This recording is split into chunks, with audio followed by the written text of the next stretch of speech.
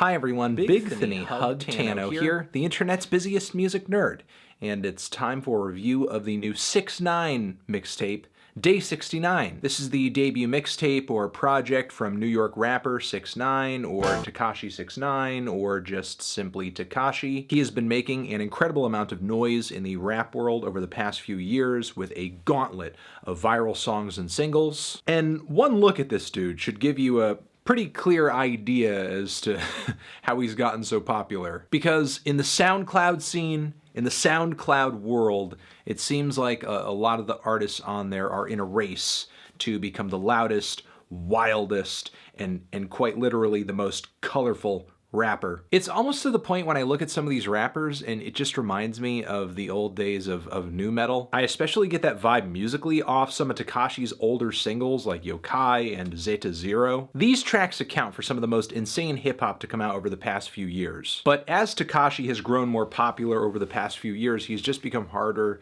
and harder to stomach. For one, a lot of his latest tracks just seem like a really one-dimensional attempt at going commercial, with more conventional production, with more industry-friendly features, and his aggressive posturing seems more programmed than it does natural or exciting. And then there's his unignorable guilty plea to a 2015 charge of using a child in a sexual performance, which is deeply disturbing, not just on its own, but also in light of the cover of this tape referencing a kid's cartoon. Granted, it is a kid's cartoon that a lot of adults enjoy too, but still. Also, there are numerous lyrics on this project about essentially pressuring your sexual partner into having intercourse with, like, your friends or the rest of your crew, which is exactly the kind of behavior that got 6ix9ine in hot water to begin with. I get that he is paying or has paid his debt to society at this point, but honestly, it's all just really kind of difficult to come to terms with. Now, am I surprised about this?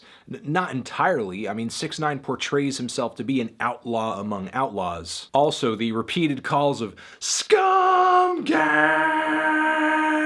on almost every track of this record, which of course SCUM stands for Society Can't Understand Me, which is kind of weird. Like, you're not that difficult to understand. You're not a Rubik's Cube, even if you do share a similar color scheme. I mean, one of Tekashi's earliest singles was the track Scum Life. I guess the point that I'm getting at is Tekashi is exactly what he portrays himself to be. He's not lying, he's not joking, he's not playing. So I guess if you're gonna follow what he does and listen to his music, go into this project understanding that. And while I guess in one breath, while that's something I appreciate about Tekashi, in another breath, that doesn't necessarily mean I feel his music or anything, especially with what feels to me to be a lack of layers or a lack of really anything substantive or interesting. It's just kind of a lot of overly aggressive posturing for the sake of overly aggressive posturing. The aesthetic of these tracks is similar to that of a lot of different SoundCloud artists, although not quite as cutting edge as some of the music he was releasing a few years ago. And like I said earlier in the review, I get the feeling that he's trying to do what he can to make his music more palatable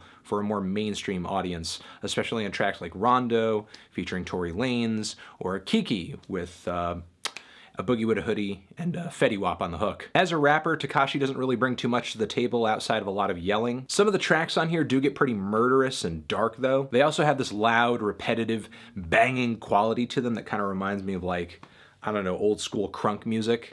But with the scream vocals on top of it, maybe even crunkcore music. Of course, with like a side of trap and hardcore, maybe even some metal. But truth be told, Tekashi's lyrics are pretty basic, if not occasionally embarrassing. He rehashes a lot of themes.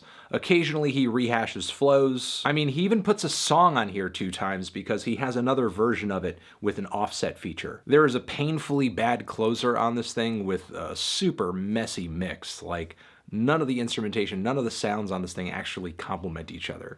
The swelling synth leads, the rattling kind of cacophonous trap beat, Tekashi's constant yell rapping, and this weird howling singing voice that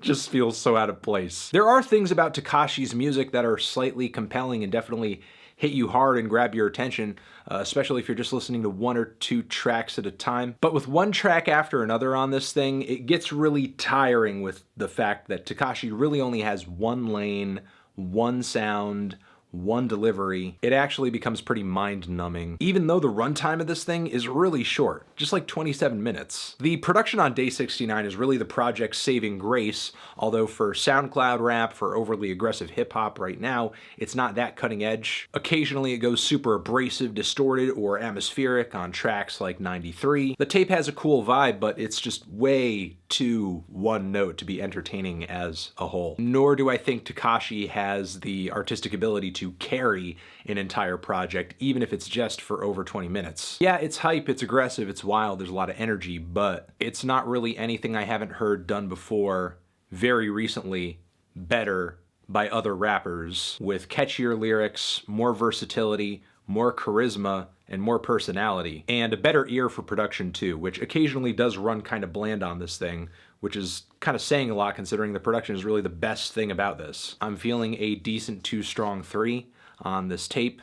Transition, have you given this tape a listen? Did you love it? Did you hate it? What would you rate it? You're the best, you're the best. What should I review next? Hit the like if you like, please subscribe, and please don't cry. Just leave a thoughtful comment in the comments if you're feeling full of thoughts. I'll see you in the next one. Over here next to my head is another video that you can check out. Hit that up or the link to subscribe to the channel. Anthony Fantano, Day69 forever.